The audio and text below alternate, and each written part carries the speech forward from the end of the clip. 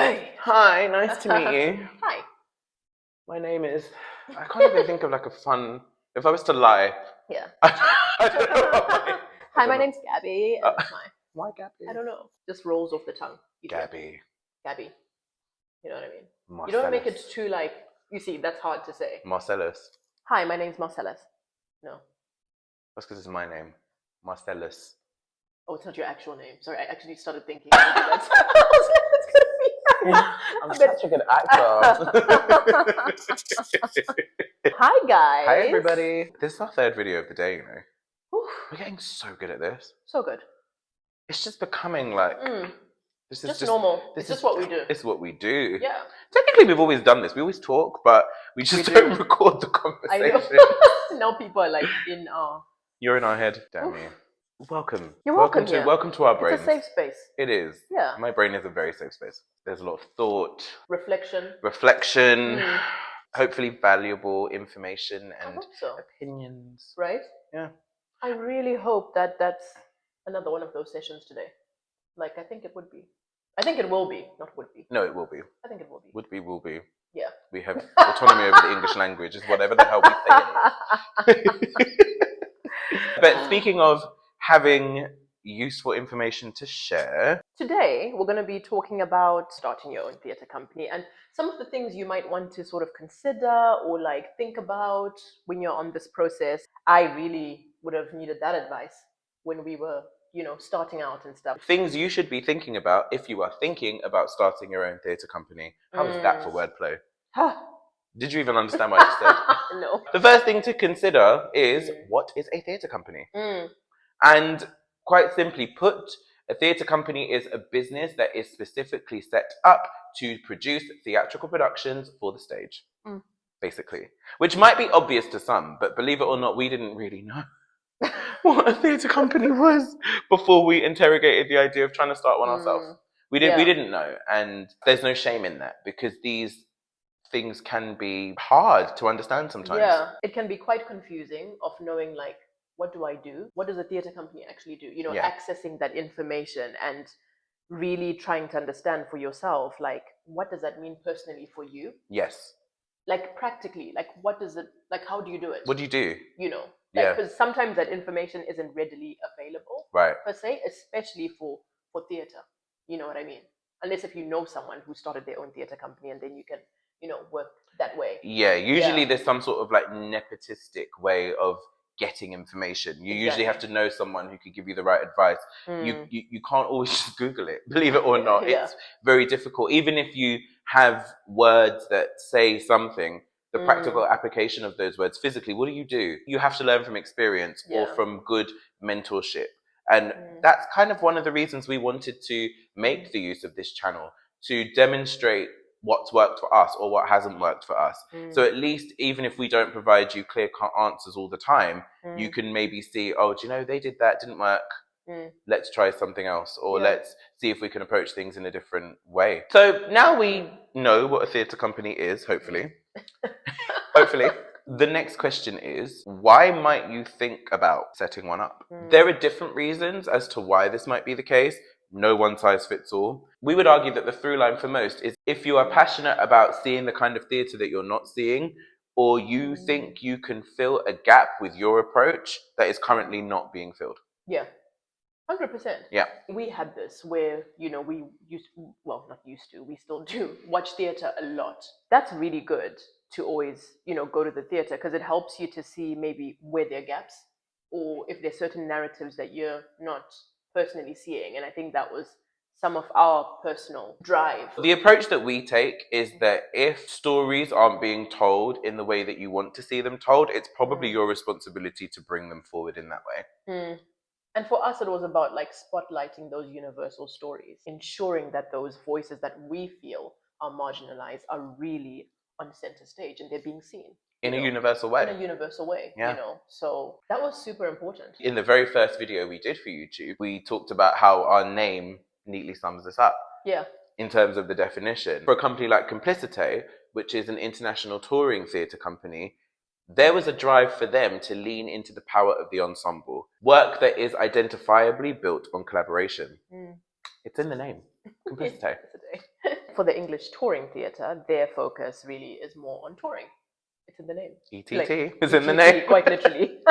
For Nouveau Riche, they seek to create culturally inclusive new writing that is experimental and unconventional in form. Their name would also infer a rise in status from humble beginnings to the upper echelons of the industry. And if you followed their journey, that couldn't be more true. Yeah. Power to them. So you see, a lot of these theatre companies have a clear artistic focus that can be likened to that being their vision, which is where artistically they see themselves, the type of work they want to create, and what their vision is for the future.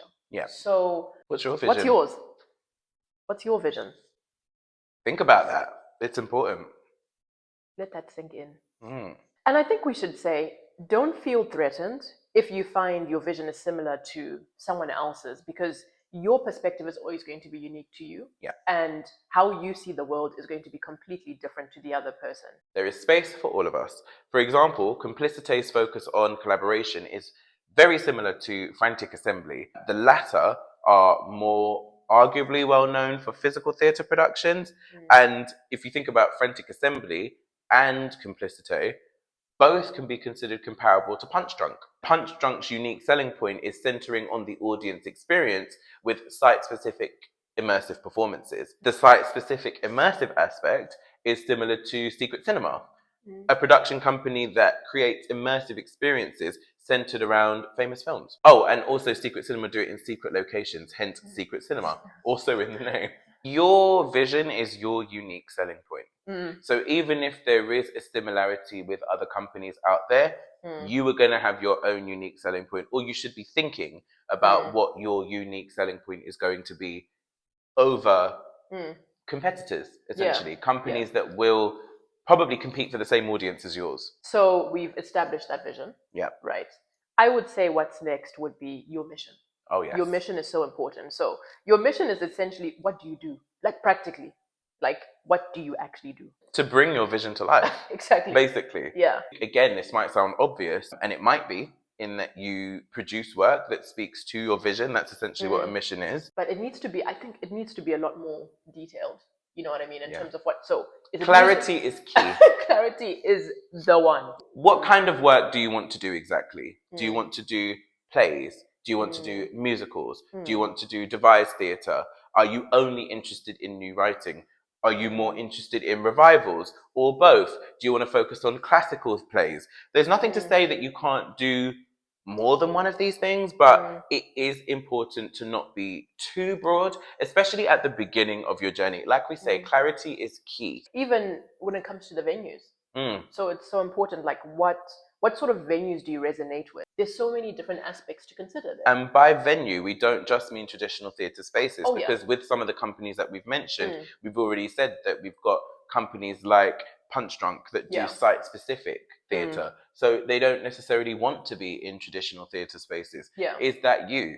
Are you someone who wants to present theatre in traditional spaces, or don't you? You might not care in the beginning. But it's important for you to focus. It really is. And I think find one, even if you don't think it's there, because again, trust us, it will serve you in the long run. And what kind of audiences do you want to reach? Do you want to create work that primarily appeals to children or young people? Are you interested in making theatre more accessible to people of different social classes, or accessible to people with different access needs? Do you want to target Gen Z, millennials? Of course, we want to create work that appeals to everybody. But being specific about who you want to be in the audience of your shows, it can really have a positive impact on how you approach creating your work, marketing your work. And quite frankly, if you're able to tap into your core audience, that's when you have the best chance of being able to expand it. Of course. Because I think if something develops a good enough reputation, enough people latch onto that reputation, then that's where you can really start to grow. But I think in order to do that, you have to have your advocates. You have to have the people who the work really, really speaks to, and who essentially will go on to sell it for you. And again, that could change, but I think it's always good to start very clear, so that like if there's a clear change, or if something is different, it's easier to kind of adapt and to sort of be malleable in that way. but you would rather start off very strong and very clear. So to sum up, there are many things that can go into your mission, but knowing what kind of work you want to do, where you want to do it, and who you want to do it for can be a very strong place to start. Okay, so we've talked about the mission, we've talked about the vision. Another aspect you might want to think about is what type of company you actually want to start. So there are different types of ways and roads you can take, but it would depend on what your mission and your vision is really. So do you want to register as an NPO, which is a nonprofit, or do you want to be a community interest company? So there's so many different ways of getting into it. Do you want to be a sole trader? So we will really deep dive into that in our later episodes, but that's also very, very important because that's going to determine how your company actually runs. Yeah.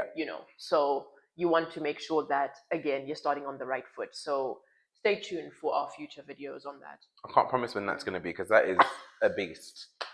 Transparency. This is what we're talking about, transparency. But it is important to think from that place. I don't think that gets spoken about enough, especially when you're newer and starting something from the ground up.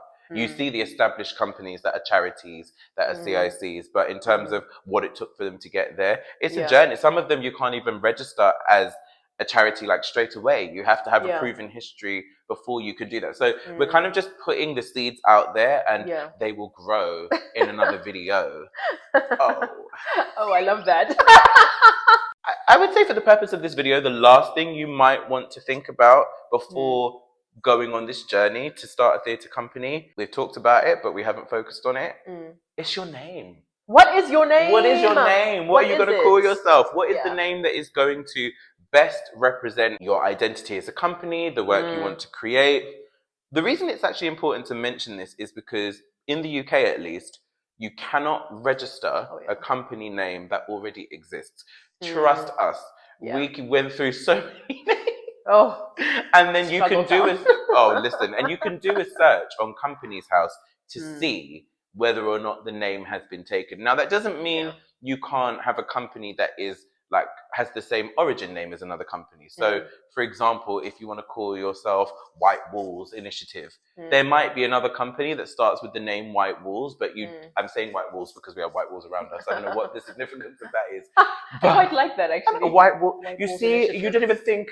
But I mean, that would be good for like, I don't know, if you're going to paint everyone's house white. But the point I'm making is there can be a company that exists with a similar name, but you might have to add something to yours or take something away from yours. That means that you're not literally registering the same name. And I mean, it's hard in the year that we're with the many years that the world has been going and the many years that people have been able to register companies.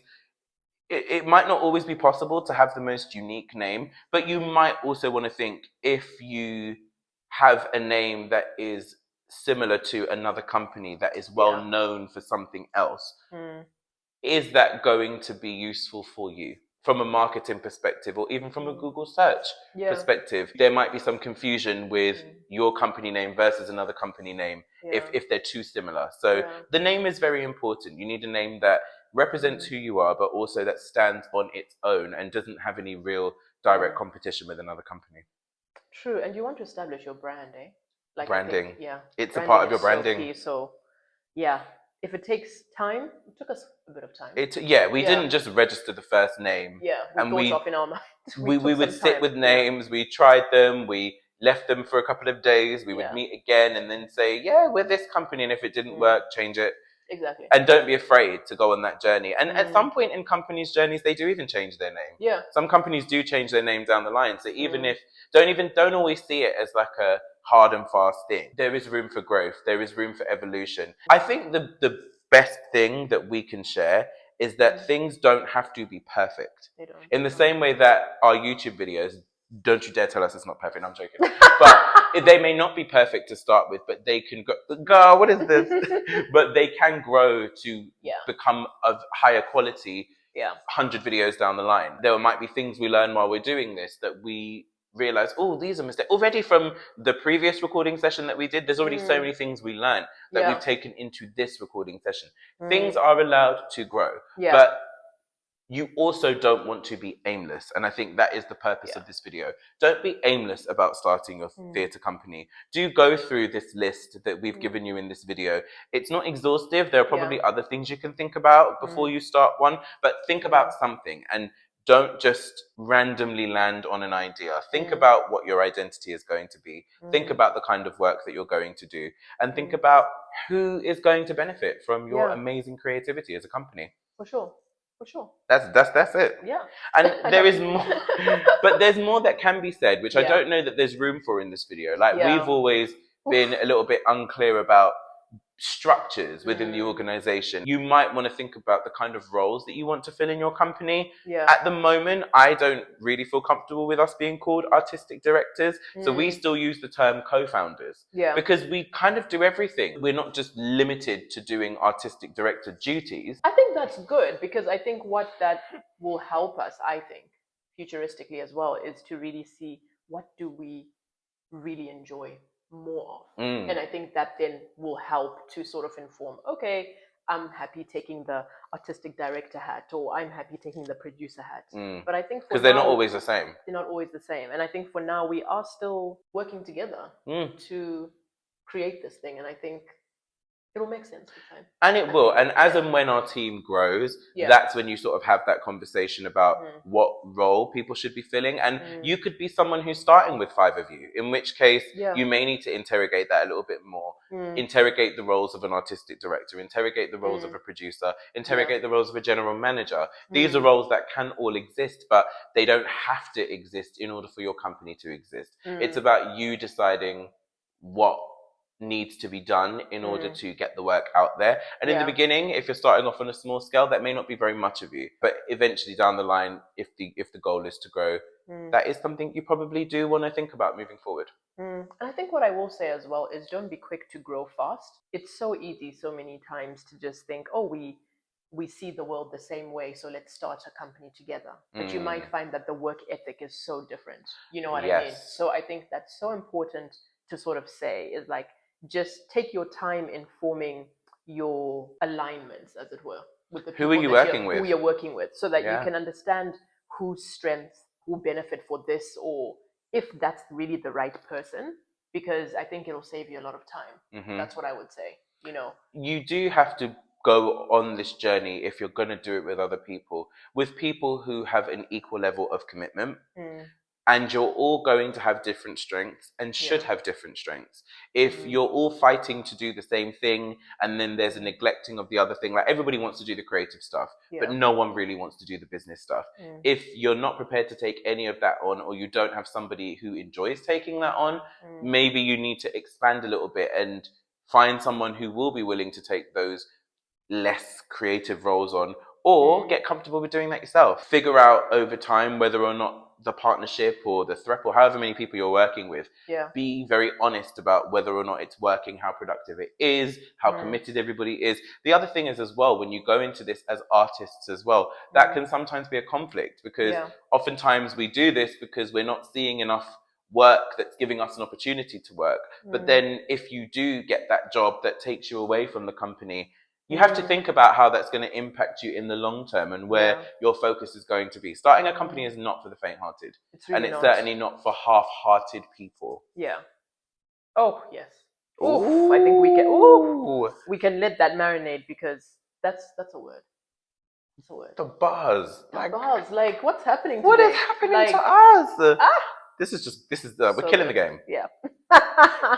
In the future, we will probably do an upgrade to this video with more information that's a bit more specific. Things change over time, so I think that conversations change over time. For now, let's start with what we have and scale up in other videos. For sure. And we hope it's useful. We really hope it's useful. And please comment, like, if there's anything you found useful, or if there's any tips you want to share as well. Anything we missed that we should cover in an updated video, tell us. Because as we committed to from the beginning, if we don't know, we can learn. And we can share our learning. For sure. Bam. Bye, guys. I missed that totally. No, it's not. No, you didn't miss it. I improved. This is what we mean about when people want to be like actors and then you need to take on a business role. You see what I just did? The world is our stage. It wasn't even an acting thing, but it was just so like, wow. Yeah. But yeah. Thanks, guys. Thanks, guys. Bye. We never tell people to subscribe. No, fuck it. I'm ending this now. I'm ending.